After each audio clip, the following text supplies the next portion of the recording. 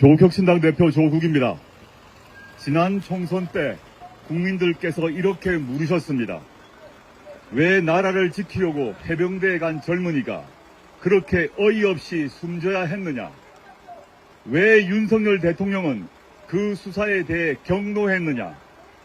왜 군과 대통령실은 이 문제를 그렇게 숨기려고 했느냐? 선거가 끝나고 국회에서는 더 공정하고 신속하게 진상을 밝히자고 최해병 특검법을 의결해서 정부로 보냈습니다.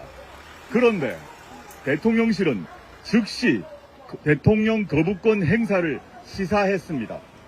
이런저런 이유를 댑니다. 경찰과 공수처가 수사 중이기 때문에 절차가 끝나야 한다라고 합니다. 안 그러면 직무유기랍니다.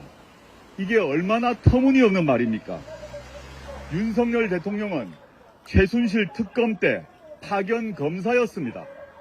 당시 검찰 등 수사기관의 수사가 다 끝나고 난 뒤 투입되어서 조사했습니까?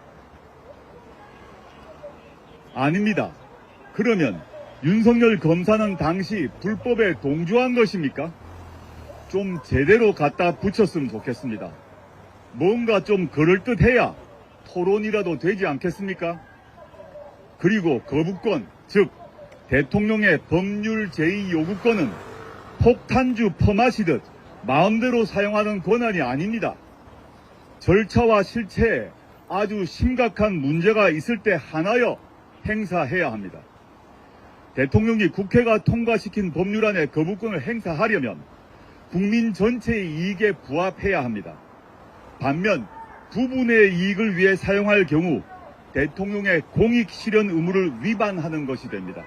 특히 대통령 자신의 연루 혐의를 밝히려는 법안에 대한 거부권 행사가 정당성을 갖기는 극히 어렵습니다.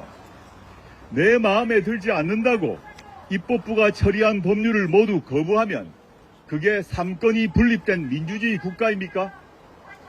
거부권의 오남용은 행정 독재 국가가 등장했다는 징표입니다.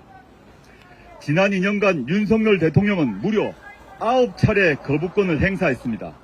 역대 대통령 중 이승만 대통령을 제외하고 벌써 1위입니다.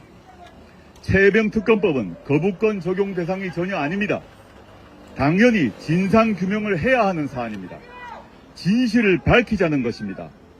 책임자가 누구인지 밝혀서 책임을 묻자는 것입니다. 왜 거부하려고 하는 것입니까? 윤석열 대통령이 7월 31일 해병대 수사단의 수사 결과를 보고받고 이런 일로 사단장을 처벌하면 대한민국에서 누가 사단장을 할 수 있냐? 라고 경로하며 국방부 장관에게 전화했다는 의혹 때문입니까? 수사 외압에 관여한 사람들을 진급시키고 공천을 주고 영전을 한 것 때문입니까? 특검을 거부하는 사람이 범인이다. 다른 누구도 아닌 윤석열 대통령 자신이 한 말입니다. 더 말할 것도 없습니다. 정부로 넘어온 최해병 특검 법안을 윤석열 대통령은 국무회의에 상정하고 심의 의결해 공포하십시오.